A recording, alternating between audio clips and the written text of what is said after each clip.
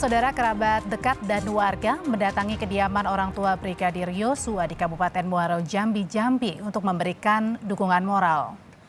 Sejumlah kerabat dan warga datang ke rumah keluarga Yosua di Unit 1 Kecamatan Sungai Bahar, Kabupaten Muaro Jambi, memberi semangat dan dukungan agar tabah menghadapi musibah. Selain itu, di tempat yang sama digelar juga acara doa bersama. Terkait kasus tewasnya Brigadir Yosua, kerabat menyerahkan pengusutan kasus ini pada polisi.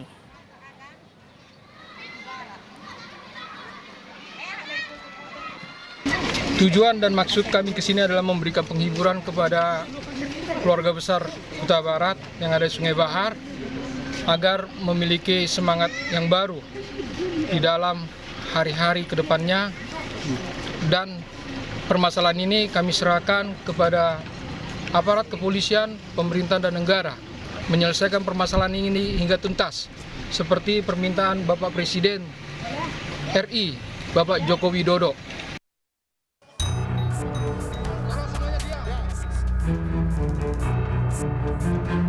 Saya sangat mengapresiasi.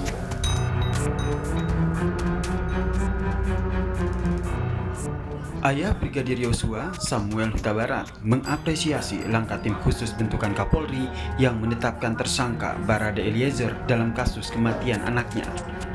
Samuel menilai penetapan tersangka sebagai langkah awal pengungkapan kasus kematian anaknya yang dilakukan secara terang benderang. Keluarga Yosua Huta Barat, termasuk sang ayah, terus memantau bagaimana perkembangan penyidikan kasus ini melalui media, salah satunya Kompas TV, termasuk menyaksikan keterangan Kapolri saat mengatakan sudah memeriksa 25 anggotanya dalam pengusutan kasus kematian anaknya. Terlebih, ada pasal persekongkolan yang dijeratkan pada Eliezer yang membuka peluang adanya tersangka lain dalam kasus ini. Samuel Huta Barat melihat ini adalah bentuk keseriusan Polri untuk menguak secara lengkap kasus kematian anaknya. Saya sangat mengapresiasi kinerja Bapak Listio Sigit yang sudah membentuk tim khusus untuk penyelidikan kasus anak kita almarhum Joshua. Itu semuanya atas perintah oleh Pak Joko Widodo, Presiden kita, yang ditindaklanjuti oleh Pak Listio Sigit. Saya sangat mengapresiasi. Kalau kami dari keluarga, ini adalah keseriusan dari tim yang sudah dibentuk Pak Listio Sigit, tim khusus.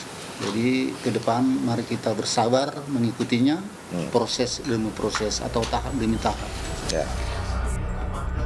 Kini Samuel Huta Barat dan keluarga menanti dengan sabar proses demi proses yang dilakukan Polri, dengan penuh harap Polri bisa mengungkap secara terang kasus kematian putra sulungnya, Brigadir Yosua Huta Barat. Dian Siditonga, Andini, Kompas TV, Jakarta. Kuasa hukum Barada Eliezer, Andreas Nahot, menyatakan penetapan tersangka terlalu cepat dan membingungkan. Dilakukan gelar perkara, namun gelar perkara dilakukan saat Barada Eliezer belum selesai tanda tangani BAP. Di tanggal 3, sebagaimana kita sudah ketahui bersama bahwa tanggal 3 itu sudah diumumkan ya oleh Pak Dir waktu itu, Dir Tipidum, bahwa klien kami dinyatakan sebagai tersangka. Itu sekitar jam 10 lewat lah. Kemudian ada satu hal yang sangat kami sayangkan, sebenarnya kami sangat mengharapkan semua prosedur ya sesuai dalam KUHAP itu dijalankan. Nah, cuman ternyata sebagaimana kemarin saya yang mendampingi langsung, itu pemeriksaan klien kami sebagai saksi baru selesai di tanggal 4 ya, tepatnya jam 1 lewat 2. Ya. Jadi kami mempertanyakan bagaimana seseorang ya yang belum selesai diperiksa sebagai saksi ya, belum selesai diperiksa sebagai saksi tapi sudah dinyatakan sebagai tersangka. Pakar Hukum Pidana Universitas Katolik Parahyangan Bandung, Neva Claudia Meliala, menyoroti soal pasal yang diterapkan penyidik untuk Barada Eliezer. Neva bilang harusnya ada pelaku lain yang ditetapkan bersamaan jika menggunakan jungto pasal 55 dan atau 56 KUHP. Konsekuensi dari penggunaan pasal 55 adalah harus ada pelaku lain yang juga dijerat. Nah, yang menarik memang ini baru ada satu tersangka nih, harusnya diikuti juga dengan penetapan tersangka pihak lain atau bahkan beberapa mengatakan harusnya bersamaan. Jadi kalau dia pelaku penyerta harusnya ada pelakunya juga yang lain gitu ya. Nah, kemudian pasal 56 juga kurang lebih konsekuensinya sama sih karena konsepnya pembantuan. Kalau dia adalah pembantu kejahatan berarti ada pelaku lain gitu yang dibantu. Nah, itu yang harus diungkap secara clear. Polisi menetapkan Barada Eliezer sebagai tersangka pembunuhan Brigadir Yosua Huta Barat. Eliezer dikenakan pasal 338 Jungto 55 Jungto 56 KUHP. Namun Kabareskrim Komjen Agus Andrianto bilang tidak mengenakan pasal pembunuhan berencana pada Barada Eliezer karena masih mengembangkan penyidikan.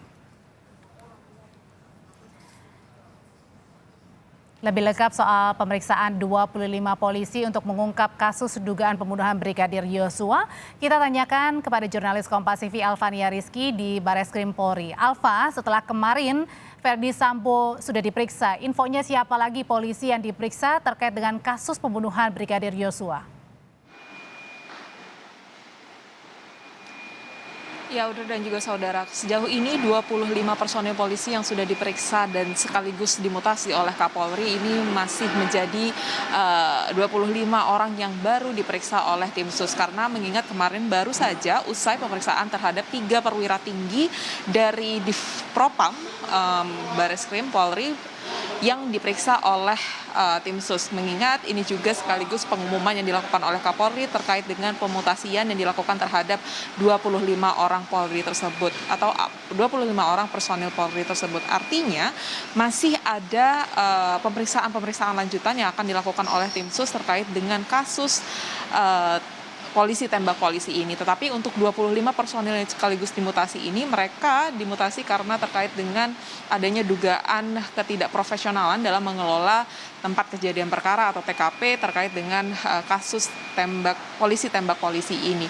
Tapi selain ketidakprofesionalan, kemarin disebutkan juga bahwa ke-25 orang ini juga dikenai atau ada dugaan melanggar kode etik. Apakah mengarah ke tindakan pidana, ini yang juga masih menjadi materi penyidikan dari tim sus Mabes Polri. Dan sekaligus terkait dengan pemutasian itu sendiri dijabarkan ada 3 perwira tinggi yang kemudian dimutasi termasuk Irjen Verdi Sambo dari Divpropam ke Yanma Polri.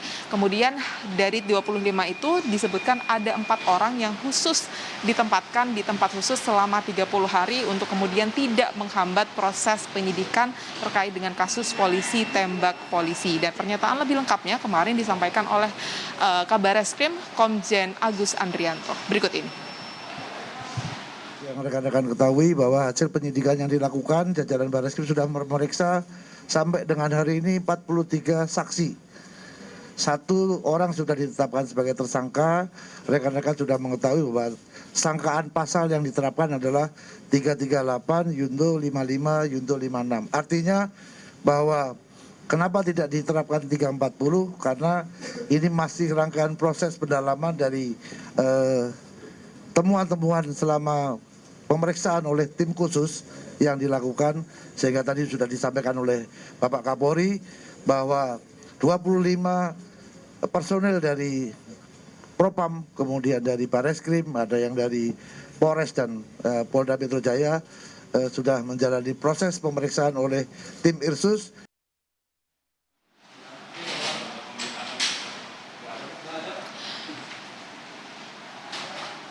Penetapan tersangka Barada Eliezer oleh tim sus Polri ini menjadi sorotan tersendiri bagi publik karena pasal yang dikenakan adalah pasal 338 Jungto 55 pasal 55 dan juga pasal 56. Artinya di situ tidak hanya Barada Eliezer sendiri yang kemudian menjadi pelaku dari kasus polisi tembak polisi ini, tetapi ada kemungkinan tersangka lain yang kemudian yang juga ditetapkan nantinya akan menjadi tersangka, mengingat ini merupakan kejahatan bersama yang dilakukan bersama-sama.